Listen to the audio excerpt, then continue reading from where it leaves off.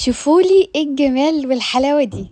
طبعا الفيديو ده هقول لكم قضينا ازاي يوم شم النسيم مع عيلتي كلها، وهقول لكم طريقة المنجقونة دي اختي عاملاها معاكم كلها، وازاي عملنا بقى الفسيخ والرنجة والحلويات دي كلها.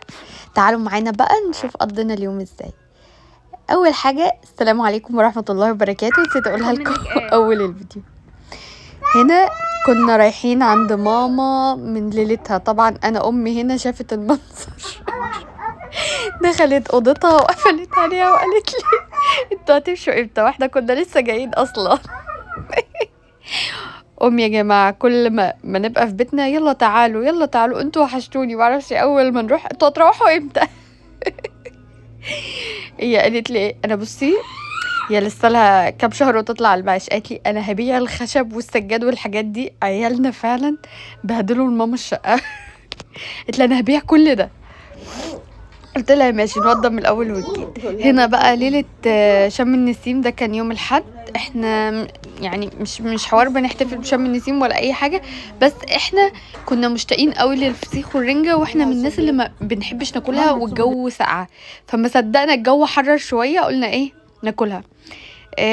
اختي بقى هي اللي كانت طبخه الصوص الريزو ده، هم كانوا جايبينه جاهز، مع ان هم عارفين ان انا بعمله احلى من المطاعم وكل حاجه، بس هي ماما ما كانش عندها بقى ايه الباربيكيو والصويا صوص والحاجات اللي انا بعمله بيها دي، فاختي كانت بتطلب اصلا تروح لماما. ايه لا ليه نروح لماما؟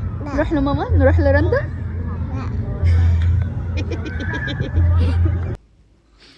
كانت بتطلب حاجات برجر وحاجات لابنها، فماما قالت لها بالمره هاتي لنا ريزو ايه جاهز بالمره. هنا بقى انا خدت ابني وديه التمرين وسبت بنتي مع اختي، هي لقيتها بتعجن وكده فقعدت معاها. خدت ابنها بقى وابني ونزلنا، خرجت خروجه ولادي لسه بقى استنوا بقى عشان انا زعلت قوي على بنتي. عشان ما يقعش من قلت هنا. لرندا هنعمل لفريده لوحدها خروجه بناتي. رحنا التمرين وخلصنا، قعدت مشيتهم شويه وشربتهم عصير، وبعد كده رحنا ايه قلت اجيب لكل واحد فيهم لعبه. في الوقت ده بقى كانت ماما ورندا وفريده دوت الفيديو ده كانوا هما ايه في البيت. اختي بتشاور لكم، مش عارفه ايه الصم والبوك من ده. ما تتكلمي يا بنتي. بصوا قاعده تشاور لكم ازاي، هتقول لكم دلوقتي. بصوا حطيت 6 بيضات، هو الكيلو بياخد 2 بيضه، فاحنا عاملين 3 كيلو فهياخدوا 6 بيضات. هنا بقى هنزل عليهم باللبن، هو الكيلو بياخد كوبايتين لبن، فانا هفضل انزل باللبن تدريجيا، وهقول لكم بقى في الاخر اخد مني قد ايه لبن، وهعجنها لما اخلص الخطوه دي لاني مش هعرف اصور، هوريها لكم يعني بعد لما اعجنها وهقول لكم اخدت قد ايه لبن. وطبعا هنحط فانيليا، ما دام في بيت يبقى لازم فانيليا، لسه ما حطيتهاش هحطها دلوقتي. بصوا ده قوام العجينه اهو، وما حطيناش فيها ايه، بصوا انا بعجن اهو، ما حطيناش فيها ايه لسه المواد الدهنيه، فانا دلوقتي هحط الزبده وهعجن. بصوا اهم حاجه في نجاحها العجن، اقعدي عجيني فيها ما ترحمهاش خالص لحد لما هوريكم الاختبار بتاع العجينه نجح ولا فشل ازاي. ايام ما اجي اختبرها هوريها لكم. دوس يا ماما في الاحمر. ايوه اهو، بصوا يا جماعه اهو اهو، ده الاختبار بتاع العجينه اهي، ان انت ماما هاتي كده، هاتي دي صوري دي، ان انتوا تعملوا شباك كده من العجينه تلاقوها ايه عملت معاكم شباك اهي ما شاء الله. بصوا اهي ايدي كلها باينه، خلي الوالده تحط على حاجه.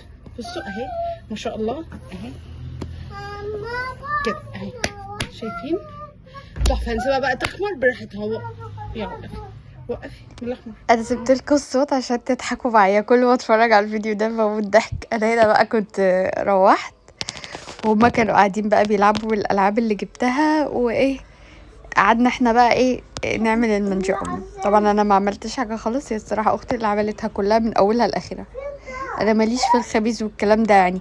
بصوا من كتر ما رندا هي اللي كانت من واحنا صغيرين هي اللي بتخبز وحلويات وكده، فانا اعتمدت عليها خلاص، فاهميني، حتى ما جربتش حتى بسكوت بقى كحك بوتيفور كل الحلويات هي اختي عودتنا ان احنا ما نعملهاش خلاص يعني، هي معتمده الكلام ده.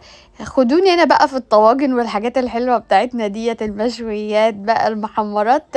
انا بقى خلصنا هنا بقى. ده كان تاني يوم بقى، وكل اهلنا اجوا. بنحب اصلا احنا اللمه دي، بنموت ضحك. فهنا انتوا ايه وصلتوا كانوا بيعملوا لسه بنخلي الرنجة. فين الفسيخ؟ لسه ما وصلناش. لسه ملونهوش. هو انت لا هو البيض ده انتوا هتلونوه؟ البيض ده لمين؟ عايزين نلونه. ماما عايزه اتاكل ابلسوها فسيخ وبيض. وعلى فكرة هم لا غلط لسه بسألها والله العظيم. غلط جدا. بشوف ناس بتاكل ده. ولا يا دود.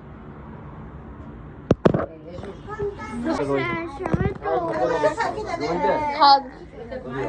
شميته وقال لك ايه؟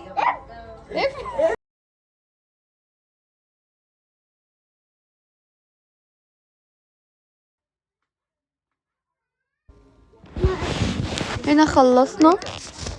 كانوا هم خلصوا بقى. انا كنت ضيفة شرف الصراحة. فدنيا بنت خالي ورندا اختي وجانا بنت خالي هم اللي كانوا عملوا كل حاجة. انا اول مرة الصراحة يبقى فيها عزومة او في حاجة وانا ما عملتش حاجة خالص. احساس جميل ده يا جماعة قوي والله، ان انتي ما تعمليش اي حاجة. كنت باكل على الجاهزين. كنت اما اجي اطبخ او اعمل او عزومات والكلام من ده اتعب وما اكلش. ماما تقول لي ما بتاكليش ما بتعمليش، تقعد تزعق لي. اجت بقى رندا يوميها عامله بقى كل حاجه كده وما اكلتش. رندا دي اللي بتقعد تقول لي كلي اهم حاجه تاكلي وما اعرفش ايه. ما قعدت ما اكلتش خالص. فقلت لها شفتي اللي بيعمل مجهود جامد بيبقى عايز يقعد ما ياكلش ازاي. خليه بقى عارف ان انا بصور وكده، قال لي استني والله اللي اعمل لك سفره نجوم. قعدوا بقى يهندسوا بقى في السفره. والناحيه التانية هنا بقى كانت رندا بتعلم بنت خالي. انا بنت خالي يا جماعه اول مره تخش المطبخ في فسيخ ورنجه يعني. اول ما تدخلها المطبخ تدخلها في فسيخ ورنجه. يلا هي اتعلمت لها حاجه. عارفه اللي بتعمل الطحينه؟ ده كانت عامله الرنجه بالخضار دي بطارخ ولا بطاريخ بقى مش عارفه. وده كان الطبق التاني. ما شاء الله كانت عامله لنا شويه حاجات تحفه. كنت عامله عزومه زي دي يا جماعه بس ما صورتهاش، ندمانه ندم عمري وانا مخطوبه. كانت تحفه بقى. كنت عامله لهم اظن طبق البطاريخ دي كنت عاملاها سبريد. كانت رهيبه في الكبه بقى بالصلصه. بصوا كنت عامله اصناف اشكال والوان. انا حتى قاعده بكلمكم مش فاكره كنت عامله ايه. بس انا الوصفات كلها يعني لو حاجه اتحطت قدامي هفتكرها.